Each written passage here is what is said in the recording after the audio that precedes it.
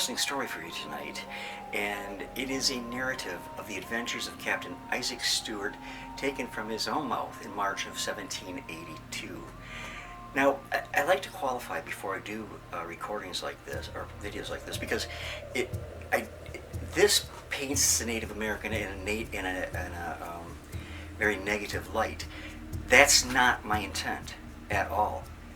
My intent is to show how they responded to being forced from their lands and being on and having strangers come in and hunt on their land. And so there was a lot of revenge sought. And you can understand it, because these people lost everything because of a stupid thing called manifest destiny. So let me tell you, or read to you, the experience of Captain Isaac Stewart.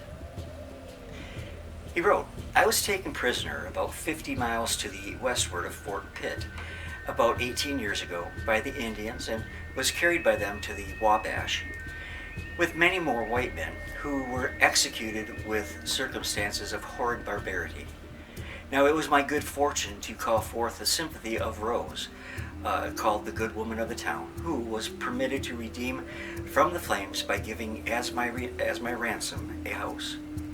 Now after remaining 2 years in bondage amongst the Indians, a Spaniard came to the nation, having been sent from Mexico on a voyage of discoveries, and he made application to the chiefs for redeeming me and another white man in a like situation, a native of Wales named John Davey, which they complied with, and we took our departure in company with the Spaniard and traveled to the westward, crossing the Mississippi near La Riviere Rouge, or the Red River, up which we traveled 700 miles.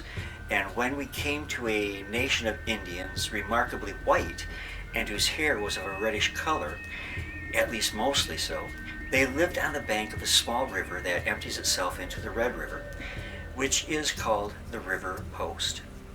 Now in the morning of the day after our arrival amongst these Indians, the Welshman informed me that he was determined to remain with them, giving as his reason that he understood their language, and it being very, very little different from the Welsh language. My curiosity was excited very much by this information, and I went with my companion to the chief men of the town, who informed him in a language I had no knowledge of, and which had no affinity to that of any other Indian tongue I had ever heard, that their forefathers of this nation came from a foreign country. Interesting. And landed on the east side of the Mississippi, describing particularly the country now called West Florida, and that on the Spaniards taking possession of Mexico, they fled to their then abode, and as a proof for this truth of what he advanced, he brought forth rolls of parchment, which were carefully tied in otter skins, on which were large characters written with blue ink.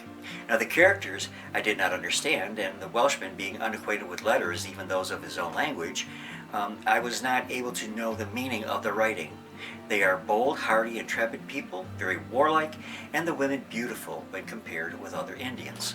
So we left this nation after being kindly treated and requested to remain among them, being only two in number, the Spaniard and myself, and left, and we continued on our course up the waters of the Red River until we came to a nation of Indians called the Wyandots. Now I'll interject here, I believe he meant the Wyandots, but I could be mistaken. But here he says they were called the Wyandots, and that they had never seen a white man before, which is kind of interesting, and who were unacquainted with us or the use of firearms.